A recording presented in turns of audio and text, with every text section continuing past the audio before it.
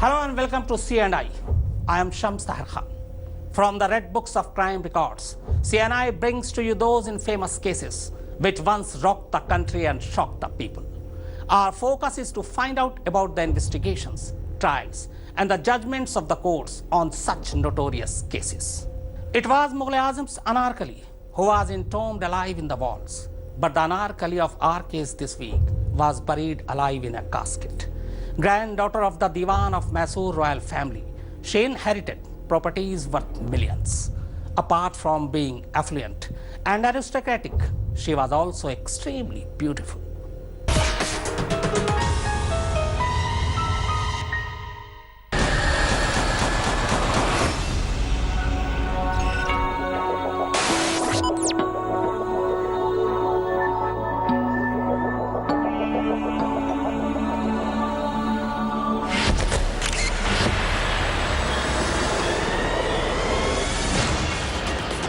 Cruel man, schemed. He once told me the only language anybody knows is money.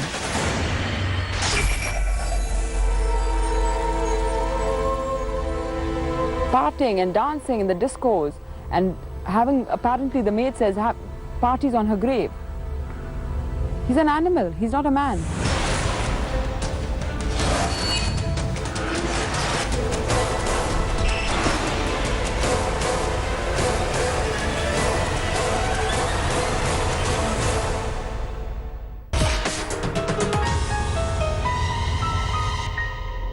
An obsessive love story where her lover and killer danced and partied on her grave.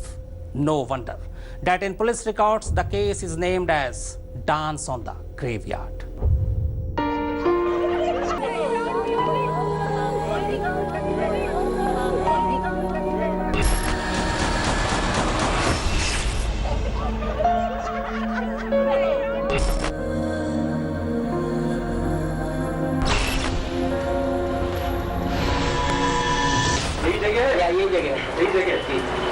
क्या क्या पूछा साहब आपने इतना सारा इसको ढक दिया था इस चीज में रखा है किस किस्म का बॉक्स है लकड़ी का वुडन बॉक्स में यहाँ पे आपकी बीवी का लाश इसमें रखी है कितनी अंदर इसको आपने खुदा था 3.5 foot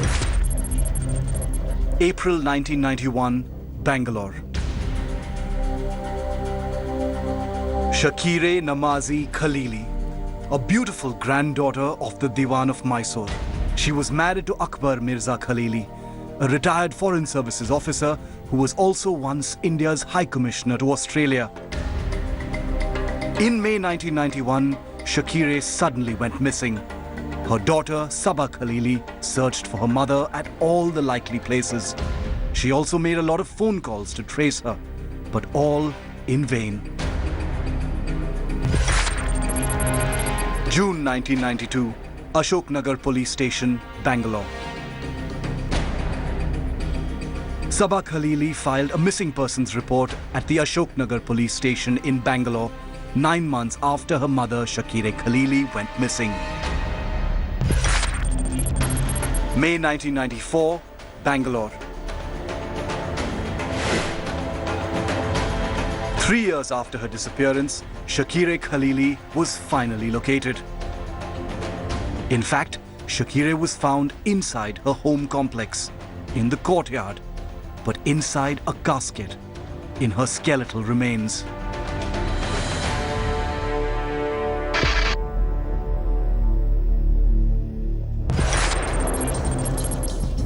Nine years ago, 1985, Mumbai. 25 years after her marriage and 4 daughters later with Akbar Mirza Khalili, bitterness crept into the relationship. The reason behind the bitterness was a man named Murli Manohar Mishra, alias Swami Shraddhanand. Swami, who belonged to Sagar in Madhya Pradesh, met Shakire for the first time in 1982. They met in Delhi at a family function of a royal family of Uttar Pradesh. Swami began his career as a servant of this royal family. But owing to his aptitude in tax-related matters and property dealings, he gradually became a close confidant of the royal family. And within a few years, he transformed himself into a self-styled godman or a Baba. Shakire slowly got close to Swami. Her desire for a son and Swami's assurance for the same made them inseparable. The Khalili family was shocked when Shakire divorced Akbar Mirza Khalili and married Swami in 1985. Swami and Shakire shifted to Bangalore after their marriage. Disappointed and heartbroken due to her marriage with Swami, 3 of her daughters, Zibunde, Rahane and Esmat, separated from their mother and started living with their father Akbar Mirza Khalili. But Saba Khalili, who was very close to her mother Shakire, remained in touch. She was a struggling model in Mumbai and used to chat over the telephone with her mother regularly. She also visited Bangalore a few times and stayed with her mother. Those who knew Shakira Khalili were astonished at her marriage with Swami. Even though she had 4 daughters, 38-year-old Shakira married Swami due to her desire for a son. Swami actually lured her into marriage with an eye on her wealth and property, worth crores of rupees. Shakire's second marriage seemed blissful till around 5 years. But in April 1991, 44-year-old Shakire went missing all of a sudden. Saba's chats over the telephone with her mother came to an abrupt end. When days turned into weeks since Shakire's disappearance, Saba questioned Swami regarding her mother. Swami ambiguously avoided the query and was totally non-committal. He would lie that Shakire was in Hyderabad for some work. She used to call me 2-3 times a day. And suddenly, one day, no calls. So I called up. All the while, Mr. Shraddhanand, Swamiji, as I used to call him, and I refuse to call him now, was around. And he was, saying, yes, your mother's missed you, you must come back. It didn't strike me that my mother was missing. It was a very gradual process. 9 months passed since Shakire went missing. Saba was getting restive, worrying about her mother. In June 1992, she made her last call to Swami. He told Saba that her mother Shakire was admitted at the Roosevelt Hospital in the United States to deliver a child. Saba grew suspicious at Swami's information and made a telephone call to the Roosevelt Hospital to confirm. She was shocked to learn from the hospital that no one named Shakire had ever been admitted there. Saba reached Bangalore soon after and went straight to the Ashoknagar police station, where she filed a missing persons report. The Bangalore Central Crime Branch took up the missing case of Shakire Khalili. They immediately started investigations, but failed to find any clue. Saba cast her doubt on Murli Manohar Mishra, alias Swami Shraddhanand, in the report that she filed. But due to lack of concrete evidence, the police could not act against him. The case slowly went cold, but just then, like a miracle, Shakire was found. He gave me the name of a New York hospital, and when I tried that hospital and she was not there, I said, Swamiji, you told me this hospital, Roosevelt, or something like that. I said, how come she's not there? So then he was like, oh, I was just playing the fool because, I knew you'll try and contact her, and this rest is so crucial that I didn't want to tell you where she is. She's in London. She's perfectly fine. Then I started seeing his behavior was a little fishy. And then, after 9 months, I said, the game is up. If Mommy doesn't come and pick me up, that's it. I'm going to the cop station. Saba always suspected Swami to be behind the disappearance of her mother, Shakira Khalili. She apprised the police about her doubt many times. But Swami Shraddhanand was a powerful person in Bangalore, and due to his connection, the police could not even question him regarding his wife's absence. But no crime is perfect, and the missing case of Shakira Khalili was no exception. A servant who worked for Swami spilled the beans in a drunken state.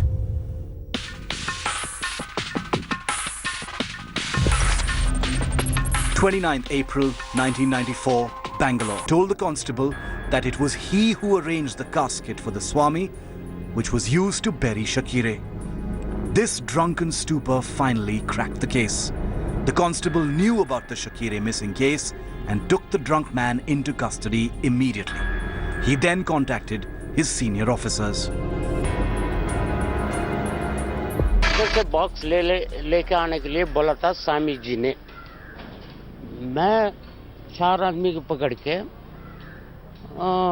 उधर से guest house से इधर लेके आया, इधर लेके आया। फिर उसने क्या दिया, 100 रुपया दिया सबके लिए। 30th April 1994.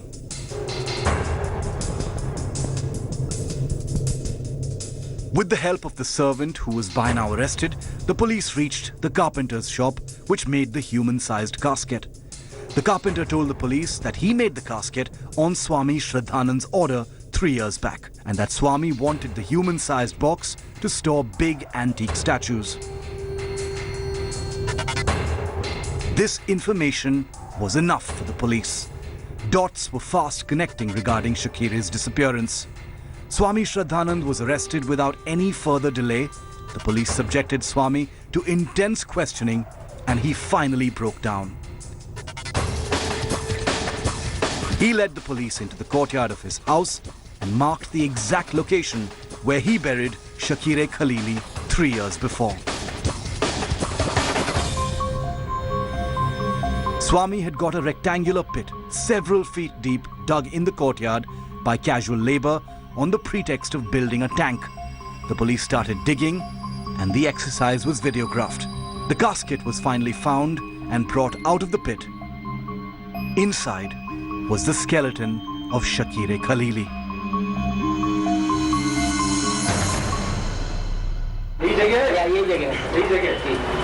क्या पूछा था आपने, इतना सारा इसको ढक किया था, इस चीज में रखा है स्टेशन का बॉक्स है, लकड़ी का वुडन बॉक्स है। यहाँ पे आपकी बीवी का लाश इसमें रखी है।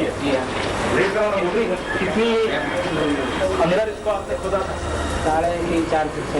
3.5-4 foot. And how well he's done it, how secretly. I've never known anybody to have died like this. Cruel man, schemed. He once told me the only language anybody knows is money.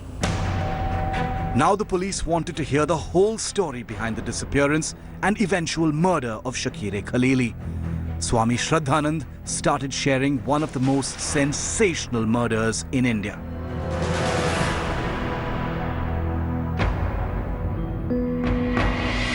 Swami Shraddhanand had married Shakire Khalili, eyeing her immense wealth.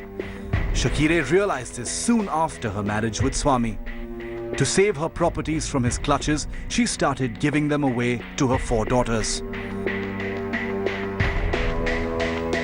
Swami was enraged when he came to know about this, as he wanted to have them all to his own. But Shakire firmly stood her ground and refused to part with her wealth. Swami Shraddhanand decided to get rid of her. The first thing Swami Shraddhanand did was to make a human-sized casket. Then he engaged some casual laborers to dig a rectangular pit in his courtyard, supposedly to make a water tank. The size of the pit matched the dimensions of the wooden casket, so that it would fit in smoothly. Now only the execution of his horrific plan remained. The events that took place before and after Shakira went missing will haunt you for a long time. Let's take a break. On the other side of the break, Shakira will reveal herself and the circumstances which comprise the case named Dance on the Graveyard in the police record. Shakira Khalili was the granddaughter of the Diwan of princely state of Mysore. She was both rich and famous. Swami Shraddhanand knew it very well that any fallacy in the execution of his plan would land him straight in the jail. He chose to get rid of her, but kept her mortal remains very close. So close, so that he could always keep an eye on his horrible secret. 28th April 1991, Bangalore.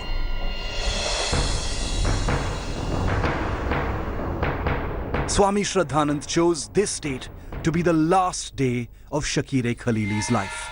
Meticulously following his plan, he sent all the servants on leave. Then he made tea for Shakire, but he laced the tea with sedatives before serving it to her. Shakire passed out soon after she drank the tea. Swami rolled her in a mattress and placed her in the wooden casket. After he locked it, the casket was lowered into the pit in the courtyard. Then he filled the pit with soil. The next day, a mistri or mason was called and tiles were laid out nicely on the spot where the casket rested several feet below. Swami Shraddhanand loved to throw parties. His parties were held mostly in the courtyard of his house. Many a time he would get drunk and dance on the very spot where he had buried his wife Shakire. This ritual went on for 3 years till he was caught and his secret came out in the open.